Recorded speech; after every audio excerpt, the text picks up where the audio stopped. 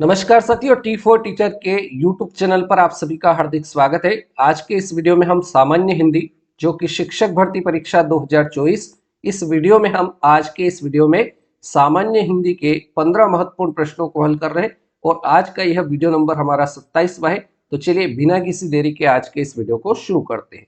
आज का पहला प्रश्न हमें दे रखा है, अभ्यागत शब्द में कौन सा उपसर्ग है। अभ्यागत शब्द में कौन सा उपसर्ग है? अ है, अभ्य है, अभ्या है या अभि है? तो अभ्यागत शब्द में जो उपसर्ग हो जाएगा वो अभि हो जाएगा। हमारा correct answer option number D के साथ रहेगा। आगे बढ़ते हैं प्रश्न संख्या 2 की ओर। प्रश्न क्रमांक 2 है, निम्न में से भाववाचक संज्ञा है। 4 विकल्प में से हमें भाववाचक संज्ञा बताना है। सौंदर्य, ऑप्शन बी है स्पष्ट, ऑप्शन सी शिष्ट, ऑप्शन नंबर डी है यथेष्ट। तो इन चारों में से भाववाचक संज्ञा कौन सी हो जाएगी? तो सौंदर्य शब्द आपका भाववाचक संज्ञा हो जाएगा। हमारा सही जवाब option number A right answer हो जाएगा। अगला प्रश्न देखते हैं, प्रश्न क्रमांक 3। प्रश्न क्रमांक 3 कह रहा है, निराशा शब्द का सही संधि विच्छेद है। निराशा शब्द का संधि विच्छेद पूछा है। निर्धन आशा, ऑप्शन बी है निहधन आशा, ऑप्शन नंबर सी है निराधन आशा, ऑप्शन डी निरह धन आशा। तो निराशा शब्द का सही संधि विच्छेद निहधन आशा, ऑप्शन बी आपका करेक्ट आंसर हो जाएगा। और इसमें संधि जो होगी वो विसर्ग देखकर आप इसमें विसर्ग संधि बता देंगे, जो कि बिल्कुल सही रहेगी। ठीक है, चलिए अगले प्रश्न की ओर बढ़ते हैं। प्रश्न क्रमांक 4। क्वेश्चन नंबर 4 है, जहां सृष्टि होगी वहां खालिस्तान भी होगा। जहां सृष्टि होगी वहां खालिस्तान क्या होगा? प्रलय होगा, निलय होगा, आलय होगा या विलय होगा? तो जहां सृष्टि होगी वहां प्रलय भी होगा। तो इसका correct answer option number A प्रलय इसका सही उत्तर रहेगा। चलिए प्रश्न संख्या 5। प्रश्न क्रमांक 5 है, दाड़िम प्रिय। दाड़िम प्रिय का एक अर्थ है। दाड़िम प्रिय का एक अर्थ बताना है। तोता, ऑप्शन बी कौवा, ऑप्शन नंबर सी चिड़िया, ऑप्शन डी गिलहरी। तो दाड़िम प्रिय का एक अर्थ तोता हो जाएगा। हमारा correct answer option number A के साथ रहेगा। यहाँ पर एक प्रश्न आपसे ये बन सकता है कि दाड़िम प्रिय जो तोता है, इसके पर्यायवाची शब्द आपसे पूछे जाएंगे परीक्षा में। तो दाड़िम प्रिय तोते के पर्यायवाची शब्द क्या क्या हो सकते हैं? तो तोता शब्द का पर्यायवाची शब्द शुक होगा।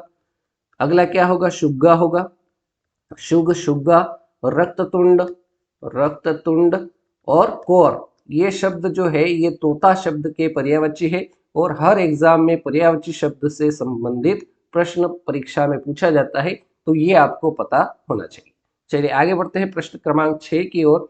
प्रश्न नंबर 6 है, जिन व्यंजन वर्णों के उच्चारण में मुख से कम श्वास निकलती है। क्या कहा है प्रश्न में? जिन व्यंजन वर्णों के उच्चारण में मुख से कम श्वास निकलती है उन्हें क्या कहते हैं? महाप्राण व्यंजन कहते हैं, ऑप्शन बी है अल्प प्राण व्यंजन, ऑप्शन सी प्राण व्यंजन, ऑप्शन डी इनमें से कोई नहीं। तो जिन व्यंजन वर्णों के उच्चारण में मुख से कम श्वास निकलती है उसको कहा जाता है अल्प प्राण व्यंजन, और जिसमें अधिक सांस निकलती है, अधिक श्वास निकलती है, उसको महाप्राण व्यंजन कहा जाता है। तो इसमें हमसे पूछा था कि मुख से कम श्वास निकलती है, तो अल्प प्राण व्यंजन ऑप्शन बी आपका बिल्कुल सही आंसर रहेगा। आगे बढ़ते हैं प्रश्न संख्या 7 की ओर। प्रश्न संख्या 7 है, ऐच्छिक का विलोम बताना है। ऐच्छिक शब्द का विलोम शब्द क्या होगा? अनिवार्य होगा, ऑप्शन बी है आंतरिक, ऑप्शन सी आविर्भाव, ऑप्शन डी औचित्य। तो ऐच्छिक शब्द का विलोम शब्द क्या हो जाएगा? अनिवार्य हो जाएगा। हमारा सही उत्तर ऑप्शन नंबर ए के साथ रहेगा। आगे बढ़ते हैं प्रश्न संख्या 8 की ओर।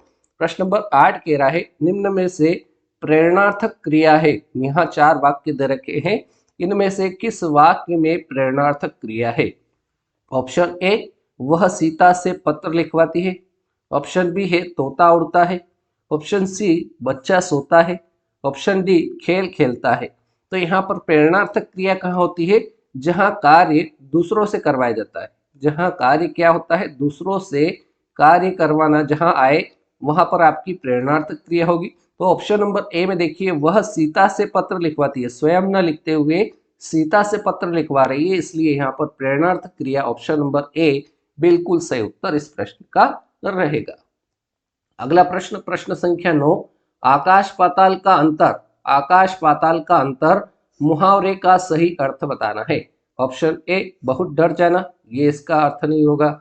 बहुत मेहनत करना, तो आकाश पाताल का अंतर बहुत मेहनत करना, ये इस मुहावरे का बिल्कुल सही उत्तर ऑप्शन नंबर बी प्रश्न संख्या 9 का राइट आंसर रहेगा। आगे बढ़ते हैं प्रश्न संख्या 10 की ओर। जो पूरी तरह से बर्बाद हो गया हो, जो पूरी तरह से बर्बाद हो गया हो उसके लिए शब्द बताना है। खंडहर, बी है नश्वर, ऑप्शन सी ध्वस्त, ऑप्शन डी अथाह। तो जो पूरी तरह से बर्बाद हो गया हो उसके लिए शब्द आएगा ध्वस्त। हमारा correct answer option number C के साथ रहेगा। अगला प्रश्न, प्रश्न संख्या 11। प्रश्न नंबर 11 कह रहा है आपकी यात्रा शुभ हो, आपकी यात्रा शुभ हो, यह वाक्य कौन सा वाक्य है? आज्ञावाचक है, संकेतवाचक वाक्य है, विधानवाचक वाक्य है या फिर इच्छावाचक वाक्य है? तो यहाँ पर आपको जो वाक्य दे रखा है वो दे रखा है आपकी यात्रा शुभ हो, ये वाक्य कौन सा हो जाएगा? इच्छावाचक वाक्य हो जाएगा। तो हमारा right answer option number D बिल्कुल सही आंसर इस प्रश्न का रहेगा। प्रश्न संख्या 12। प्रश्न नंबर 12 है उत्पत्ति के आधार पर शब्द के कितने भेद होते हैं? उत्पत्ति के आधार पर शब्द के कितने भेद होते हैं यह हमसे पूछा है। 3 होते हैं, 4 होते हैं, 5 होते हैं या 6 होते हैं? तो आपसे जब भी प्रश्न पूछा जाए कि उत्पत्ति के आधार पर शब्द के कितने भेद, आपको 4 बताना है। तो हमारा correct answer option number B बिल्कुल सही उत्तर हो जाएगा। अब कौन कौन से होते हैं तो ये भी आपको याद रखना है। पहला जो शब्द का भेद है उत्पत्ति के आधार पर वो है तत्सम शब्द, पहला तत्सम, दूसरा तद्भव, दूसरा भेद कौन सा है? तद्भव, तीसरा कौन सा हो जाएगा? देशज, तीसरा हो जाएगा देशज, और चौथा उत्पत्ति के आधार पर शब्द का जो भेद होगा वो हो जाएगा विदेशज। चौथा कौन सा हो जाएगा? विदेशज हो जाएगा। ठीक है, तो ये उत्पत्ति के आधार पर शब्द के 4 भेद, पहला तत्सम, दूसरा तद्भव, तीसरा देशज और चौथा विदेशज। राइट, चलिए अगला प्रश्न की ओर बढ़ते हैं। प्रश्न संख्या 13 है झंडा ऊंचा रहे हमारा, झंडा ऊंचा रहे हमारा गीत के रचिता है। झंडा ऊंचा रहे हमारा, इस गीत के रचिता कौन है? तो इस गीत के रचिता श्यामलाल गुप्त पार्षद। राइट आंसर आपका ऑप्शन नंबर सी हो जाएगा। ये कहाँ के निवासी है? ये भी अगर आपसे पूछा जाए तो ये कानपुर के रहने वाले, कहाँ के रहने वाले हैं? कानपुर के रहने वाले हैं। ये भी आपको पता होना चाहिए। चलिए अगले प्रश्न की ओर बढ़ते हैं। प्रश्न संख्या 14, देशभक्ति, देशभक्ति शब्द में कौन सा समास होगा? तत्पुरुष, ऑप्शन बी बहुब्रीहि समास, ऑप्शन सी द्विगु समास, ऑप्शन डी कर्मधारय समास। तो यहाँ हमारे पास शब्द है देशभक्ति, अर्थात देश के लिए भक्ति। इसका अर्थ क्या हो जाएगा? देश के लिए भक्ति, देश के लिए भक्ति बराबर देशभक्ति।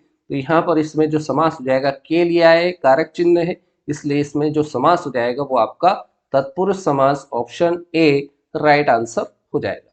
अब बारी ही आज के इस वीडियो के अंतिम प्रश्न, प्रश्न संख्या 15।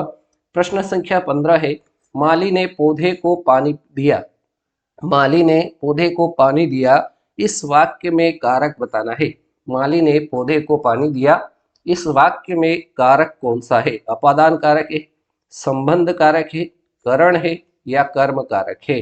तो माली ने पौधे को पानी दिया, तो यहाँ पर कारक जो हो जाएगा वो कर्म कारक हो जाएगा, क्योंकि कर्ता ने कर्म को, यहाँ माली ने पौधे को पानी दिया है, तो यहाँ कर्म कारक ऑप्शन नंबर डी आपका बिल्कुल सही आंसर रहेगा। तो इस प्रकार से आज के इस वीडियो में हमने शिक्षक भर्ती हिंदी से संबंधित प्रतिदिन सुबह हम 9 बजे सामान्य हिंदी के 15 महत्वपूर्ण प्रश्नों को हल करते हैं। उम्मीद करता हूँ ये 15 प्रश्न आज आपको इस वीडियो में समझ में आए होंगे। इसी प्रकार से एक वीडियो हमारा रोज आता है। अभी 2 दिन से स्वास्थ्य खराब होने से नहीं आ पा रहा है गणित प्रैक्टिस क्लास, तो इसको आज से हम शुरू कर देंगे, जिसमें प्रतिदिन शाम को 7 बजे हम गणित के 11 महत्वपूर्ण प्रश्नों को हल करते हैं। और भी हमारे इस चैनल पर वीडियो आ रहे हैं, जैसे बाल विकास, शिक्षक भर्ती वर्ग 3 से संबंधित और पर्यावरण अध्ययन के भी आपको यहाँ पर वीडियो मिल जाएंगे। इसलिए ये सारे वीडियो पाने के लिए आपको क्या करना है? चैनल को सब्सक्राइब कर लेना है, ताकि सारे वीडियो आप देख सके और आपका सिलेक्शन पक्का कर सके। तो आज के इस वीडियो को आपने पूरा देखा, उसके लिए बहुत बहुत धन्यवाद। अगले वीडियो में मिलते हैं नए प्रश्नों के साथ। तब तक के लिए जय हिंद, जय भारत, वंदे मातरम।